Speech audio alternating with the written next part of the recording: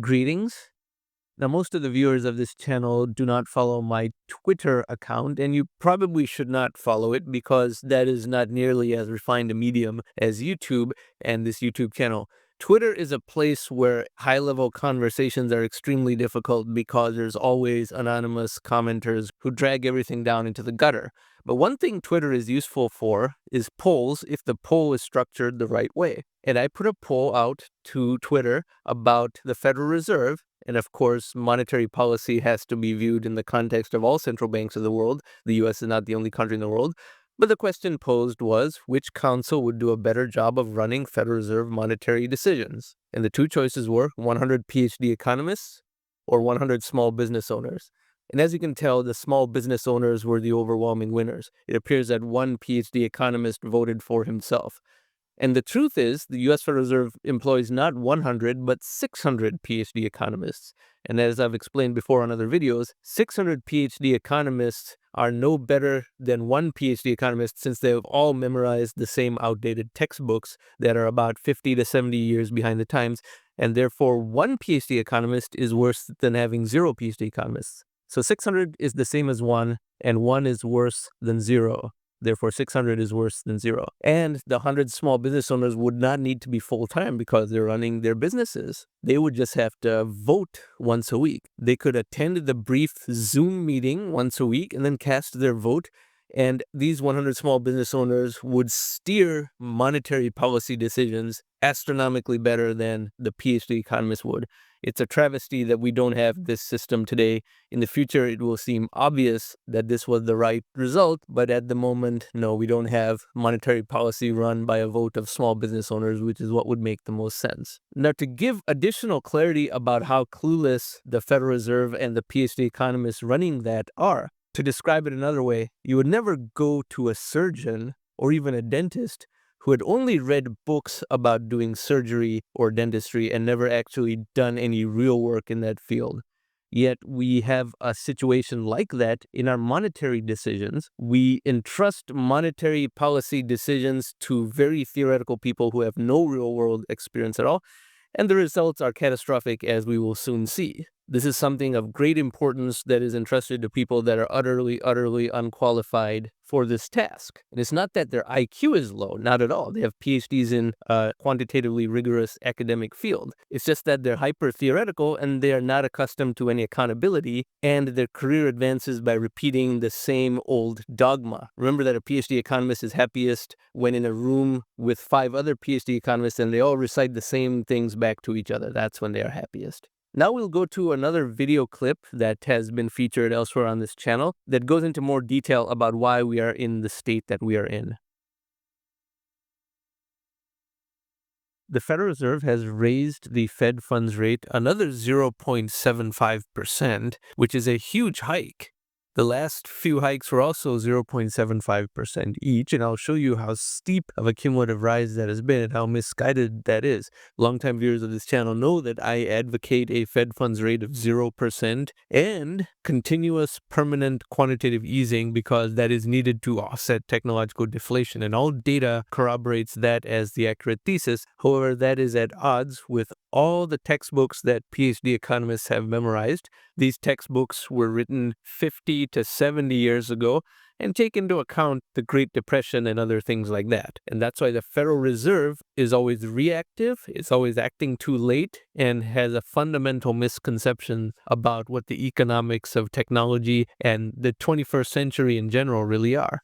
So this is from CNBC. The Federal Reserve approves a 0.75-point hike to take rates to highest since 2008 and hints at change in policy ahead. So let's scroll down to see the chart. This is the Fed funds rate target rate since July 2006. Now, if you recall, what they did is raise rates too much in 2004 through 2007, although still at a very slow rate. It took them a full 3 to 4 years to go from 1% up to 5.25%. And when the housing market started to crash, they cut rates very quickly, but they started 18 months too late. It took them 18 months to figure out what people in the real world were already experiencing. Then the 0% Fed funds rate was still not enough, so quantitative easing began as a way to simulate negative interest rates, and I'll talk about that. That kept going for a number of years, and then other countries also began to print money via quantitative easing, creating a worldwide exponentially rising pipe of QE, which I speak about in my monthly monetary creation reports. They tried one experiment of raising interest rates. Why? There was no evidence of inflation in 2016. They just thought that if unemployment becomes too low, that means too many people have jobs. That's the language they use. Too many people have jobs, and that's why inflation must be around the corner, even though there was no evidence of inflation. So they started edging up the interest rate. And that was already a disaster because they made the interest rate too high. So they were already lowering well before COVID. This is 2019. Then COVID forced them to lower it faster, but they were going to have to lower it to 0% anyway. 0% has to be permanent for reasons that I often speak about. And in fact, QE has to be on top of the 0% to simulate a negative interest rate. But now they're reacting to inflation. A, they shouldn't be reacting to it at all. It's very transitory. But B, even if they wanted to do something, why start too late? This is the steepest rise ever in the Fed funds rate. This is indicative of people who don't know what they're doing. How can any orderly, measured, well-planned strategy have an increase rate like this? This is very analogous to a novice day trader who overcompensates too late and goes too far.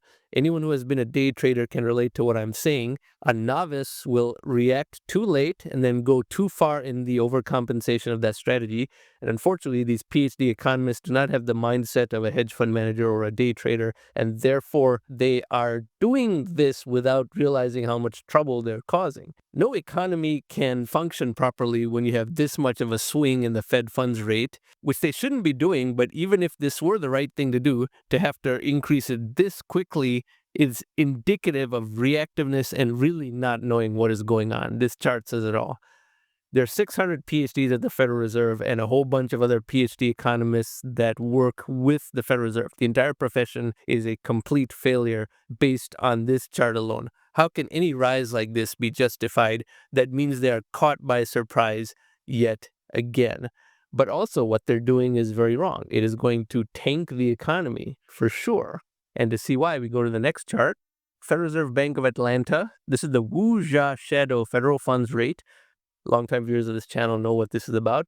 So this is an attempt by two economists, Cynthia Wu and Fandora Jia, to combine quantitative easing and the Fed funds rate to create a composite of what the effective federal funds rate is at a given time, and thereby simulating negative interest rates. When the Fed funds rate is above zero, then the blue line and the purple line are in sync. But when the Fed funds rate is zero and quantitative easing is going on, because quantitative easing is only done when the Fed funds rate is already zero, then you see an approximation of a negative interest rate. It got as deep as minus 2.8%, minus 2.89% in 2014. Now, this negative trend is very distinct, and it is indicative of technological deflation in the economy. The atom, the accelerating technomic medium of the world, generates an exponentially rising amount of technological deflation, which is evident from the downward trend in the Wu-Xia shadow rate, which by now, by late 2022, should be minus 3 or minus 4%. It should be over here.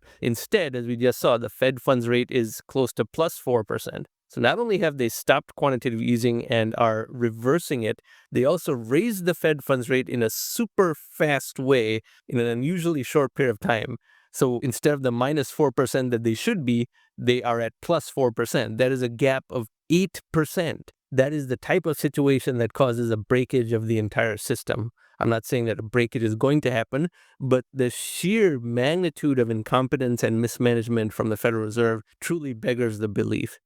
The only good thing I can say about these PhD economists is at least they don't think deflation would be good. A lot of gold bugs and other such amateur people who are very misinformed seem to think deflation would be good. These PhD economists at least know that deflation is not good because there was deflation in the Great Depression. The Great Depression being almost a century ago, 90 years ago in fact, is long enough that textbooks that PhD economists memorize do in fact talk about the Great Depression. But the Wu-Xia shadow rate should be at minus 4% just based on the long-term trend line of this chart alone, and instead they have the Fed funds rate at plus 4%. That is a gigantic gap. Now, why is the Federal Reserve overreacting this much? This is where it gets even worse.